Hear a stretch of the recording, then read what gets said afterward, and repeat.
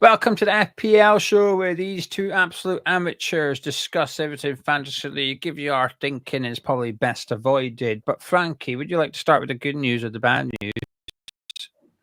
Let's start with the bad news. You did crap again. I know. My 6-year-old is skyrocketing past me, and he's going to be hard to catch. I've got green arrows all up my leagues. I do. Yeah, I never even had a good week, but I've still got green arrows somehow. And I went on our little league, and you were just over the 100 mark last week, and I had to scroll quite a bit to find you this week, actually, Frankie. What's going on? So it's not a good week for you. So we're going to discuss your team in a second because you may need some changes. But would you like the good news? Let's have the good news. You called it with Arsenal. I will give you the credit. I don't think many saw it. I don't think many believed it, but I could see that they were about to unravel. And okay, it was a red card that caused the unraveling, but I just wasn't convinced by them in that game or the next few weeks. I think they're going to struggle. Just feel a bit flat, don't they? Yeah. I'm do looking it at every year. It's always the same with that lot. They just haven't got that ruthlessness that you need to. Like Man City will still. How Man City keep getting over the line, I just don't know. But they still keep doing it, and that's the resilience you've got to have. Arsenal are just still that little bit fragile. It feels like the pressure comes on them, and they haven't got that character yet to. Just be resilient and make sure that they get the results they need. So, I mean, they've really got to bounce back. But with a run that they've got, Liverpool and then Newcastle, then Chelsea, it's going to be tough for them. And even Forest, they're no mugs this season. So, yeah, I've only ever had one Arsenal player this season. I've still got him, which is Gabriel, but I certainly wouldn't be bringing in any Arsenal players either. That's for sure. Right, I'm going to show you my team from last week and how much points I got, and there's a reason for this. So here's my team. It was fucking in goal. My back three got very few points. Actually, Gabriel got more points for me compared to Saliba for other people. Then my midfield, McNeil and Rodgers returning, Salah returning. Quite weak for Embuemo, which was disappointing. Then my attack, which I was so confident in last week, did nothing. Solanke, Delap, Haaland did absolutely nothing. Henderson, Semenyo on the bench, but I made the right call putting them on there, and I definitely made the right call leaving out Anderson, who got sent off. Now, the reason I'm showing you my points total, Frank, is because so far I made no I've got 3 free transfers, made none of them, and I'm just really lacking much inspiration or a player that I think I need to get him into my team. There's one or two that I'm looking at, but the route to get that player in is proving quite tricky. Looking at the fixtures this week, Brentford have got Ipswich at home, Fulham away, Bournemouth at home, Everton away, Leicester at home. I'm thinking, bring in a Brentford, but I've already got him. And Wembley, there's a case for Wissa, but apart from that, I don't really think there's much. I'm looking at Everton. They've got nice fixtures. Fulham at home, Southampton away, West Ham away, Brentford at home. Again, there's 2, maybe 3 Everton players I like, which is McNeil and Dye and Calvert-Lewin. Well, I've already got one of them. Fulham have got nice fixtures, but for some reason, there's one of these teams I never sold on. Nottingham Forest, I've got Leicester away, West Ham at home, Newcastle at home. Chris Wood keeps on bloody scoring, and I wish I got him when I told you to go get him. You did. There's something about Chris Wood. I just don't want to go get him. I don't know got what any it Fulham is. boys in there yet? No, none. But the run that they're going to go on could pay dividend. I've been tempted. I've been tempted to get Raul Jimenez in as well as the striker, but I don't know. I'm just not feeling it. I was looking at Anthony Robinson, but my back three. I've just played this back three all season, really, Frankie, which is Porto, Trent, and Gabriel. And I'm not really. I would leave Gabriel out for this weekend if I could, but there's nobody to bring in because other guys are suspended and injured. So I'm going to have to risk Gabriel against Liverpool, which makes me a bit wary. But I think you might see a classic Arteta low block, try and keep Liverpool out. So I think it might be a low scoring game this. But yeah, I am struggling, Frankie, with much. There's one guy I do want, but I just can't really get over to him. But we'll discuss him in a second. Before we do, let's have a look at your team. Talk us. That's my one. Your team. Talk us through it. So this is the team moving forward for this week. I'm all right with Flecken in goal against Ipswich. I'm quite happy with that. Guardiola was probably my only other tip, other than saying Arsenal were going to struggle. I said Guardiola I quite fancied as a defender. I did have a smile when you said it, when he scored that bloody good goal it was too, but when he scored, I was like, yeah, that's Frankie buzzing. And to be fair, because I knew I had quite a poor week, I thought when Gavardio scored, oh no, he's going to beat me this week. So luckily the rest of your team was crap. Yeah, so I got let down by some big players actually elsewhere. Calafiori, only with 1 point there against Bournemouth. You fancied him to get something, but like I said, I knew Arsenal were going to struggle. Trent with only 2 points, tough. Robinson was 1 last week, so yeah, I mean it was a tough points haul. And then my midfield: Grealish, Luis Diaz, and Johnson. I've had to make some changes there. Foden, Grealish is out. Foden's been a tough one. Loads of people have been debating whether to bring him in or not.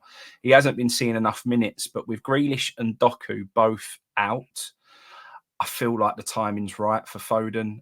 He got his goal in the Champions League as well, so that'll give him a bit of confidence. So I think we'll see him playing high on the left because Guardiola's got it in him to shoo him out there when he wants to. So hopefully he can get involved in play, get some assists, and hopefully notch himself. So Foden comes in against Southampton. Johnson, first week of non-return, but I can't moan, Jerry. He's been fantastic for me and saving me quite a lot recently. So I can't moan at Johnson. You didn't even get the consolation, did you? You watched us ship forward to Spurs. You didn't even get the consolation. I didn't even get him notching. So that was. I want Luis Diaz out, but I only had 2 free transfers this week. I did manage to roll one from last week, and with the injuries that came up to Grealish and Bukayo Saka, I've had to keep Luis Diaz in there. I don't want him in there, but he's had to hang around for 1 more week. He will be offloaded next week. I did bring in Smith Rowe. I just feel like their fixtures are pretty decent. And then I've got Vardy and Haaland up front. I kind of felt Vardy would get me a few returns, and he's been doing all right, only from a penalty, but we'll take that. And I took Haaland off captain. Was it last week or the week before? Because I felt like he couldn't continue this hat-trick every game situation. I put it to Diaz, and then Diaz didn't get any returns either. But the Haaland captain thing's certainly up for debate at the moment as to whether he's right or not. But you just mentioned some Everton players. My 6-year-old, for whatever reason, decided to pick Keane for Everton last week, and 14 points. I mean, where did that come from? I need to go to him for some tips, I think, mate. Yeah, when you showed me his team, and I was like, Michael, bloody hell, Michael Keane, he scored an absolute rocket as well. So fair play to him. He's definitely ahead of the curve on that one. I've seen some people triple captain in Haaland for this week because obviously they're playing Southampton. Is that not on your agenda, considering you're debating about captaining him at all? I did look. Tricky. I don't know. I mean, if you didn't do the Ipswich one, which we all should have done, and we sort of swerved it, I mean, that is one of the fixtures you would probably pick out and say Southampton at home is the next best thing. So it does kind of make sense. But he just isn't in that much form. And with the injuries that Man City have got at the moment and the changes they've got to make, although, did you see that passing goal that they scored in the Champions League? Yeah. That was fantastic football. So, I don't know. I will consider it. I will ponder it until tomorrow morning. And who knows? I may push the button. It's a not for me because of the absentees. I know Foden will be there, but no De Bruyne. There's just too many players missing for my liking to triple captain Haaland this week. But like you said, Saints at home. The Saints are so open as well. It's not like they're playing a promoted side which are going to sit in and try and keep them out. It's a side that's going to come out and play against them as well. So I can understand why people are doing it. It's probably not for me. But would you like to guess which player I'd love to get in, but just can't quite? Give me the position. Striker. Oh, a striker. Who would you want to bring in as a striker, Geo? That is the question. It's definitely not going to be Eddie Nketiah like I tipped a couple of weeks ago. That definitely hasn't gone quite well. Hit the post, though, against Forest. He hit the post. Yeah, he did, but it's still not good enough. Who did you have? You've toyed with this one before, and did you pull the trigger or didn't you? I'm going to go with Solanke. I've already got him. He's already in my team. Oh, he's on your bench, is he? Yeah, it's Nicholas Jackson. Oi, I told you this the other week, and you told me whatever you do, don't bring in any Chelsea players. I'm not having this, Geo. I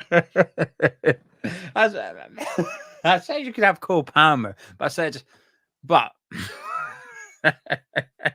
I said I need more evidence.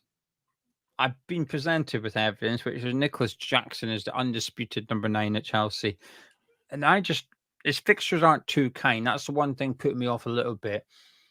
But I think he's such a good striker. He gets so much stick, but I think he's brilliant up front, actually.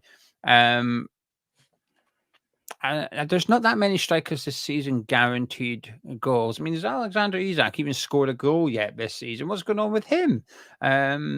So there's some strikers in the league just not really doing it. And Ollie Watkins scored again, but it's not quite the level he was last season. Obviously, Duran scored in the Champions League, so his stake for minutes has increased further.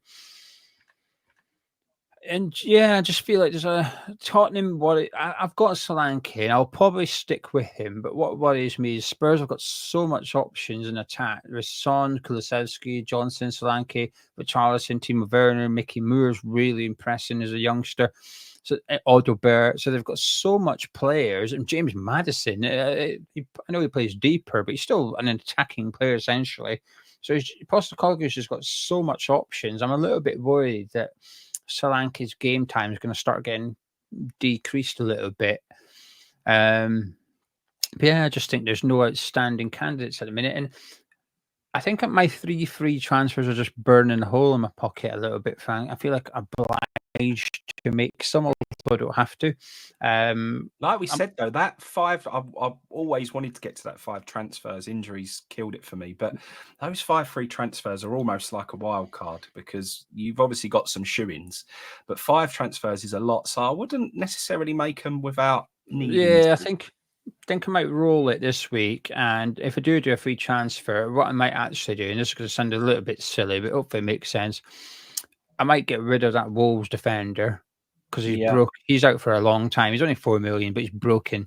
But if I can get rid of him and get in another cheap defender who will be playing this week, it will allow me to take Gabriel out the starting 11 for this weekend against Liverpool and just not risk losing points on him because I've just got a little bit of I'd rather not play an Arsenal defender this weekend. So if I can get a £4 million defender in that will play, unsure whom, I'd have to go have a little look. But if I can get someone in, I might do that. But otherwise, people are tuning in to see what we're up to. And for the last 3 weeks, I'm sat here saying nothing. I'm doing nothing. But I do think if you were looking to bring in a player, I think Wissa and Mbeumo are possibly the 2 this weekend. I'd be looking to try and get in ahead of that game against Ipswich. But they've got nice fixtures going forward as well, Brentford. So it's a good partnership, them two, Mbeumo and Wissa. I feel confident at least one of them is going to score. It's just a case of which one. Hopefully, Mbeumo. Anything else you'd like to add or discuss before we disappear, Frankie? No, not really. Like you say, there's just nothing that inspirational out there at the moment. I just don't look and go, I really need that player, or I've got to bring that player in. The fixtures for the bigger teams, they're all kind of playing each other at the moment. Yeah. So I don't think there's much opportunity there. So yeah, it's a bit of a funny one, really, at the moment. But yeah, I'll just we'll keep plodding away, trying to catch up with my 6-year-old who picks players like Michael Keane out of nowhere and gets 14-point returns. So yeah, I'm not saying it's not bothering me, Geo. It is bothering me. That would really upset me. That would. Yeah, I definitely need to pull something out the bag and start to turn it around a little bit. So I'm confident in Foden this weekend. I think that it's the right timing. That might be the difference this week. I'm not going to even mention Foden to him. Normally, I'd give him a little nudge and a little bit of, a heads up on something that was going on, because he's in a league with his mum, his granddad, his other granddad as well. So normally I want him to do better than them, but I'm actually going to purposely not give any advice to a 6-year-old just so I can beat him this week. Good. That's what you need to do. You need to beat him. I'm 16th in our little league, and I want to break into the top 10 this weekend. Next week, if I've got a single digit next to my team name on our YouTube league, I'll be happy. I mean, this should be about that league, Geo, but I'm having to resort to talking about a league that's more on my level at the moment, which is someone who doesn't watch football, some grandparents who don't watch football, and a 6-year-old, and I'm still not top of that league. So hopefully within the next few weeks, I can perform a bit better and I can start talking about my position in the Patreon league. Anyway, that Patreon league, that league here, sorry, is the DQ0E52. There you go. If you've already entered, best of luck. Hope you do crap, to be honest with you, because I want to overtake you. But if you haven't yet entered, there is the code on the screen now, DQ0E52. Get into our league. But thank you very much for joining us this week. Got any questions for next week? Please leave them in the comments below. If you've enjoyed it, drop a like on the video by clicking thumbs up. Myself and Frankie, catch you next week, hopefully. Frankie's remaining to get beat by a 6-year-old. We'll catch you then.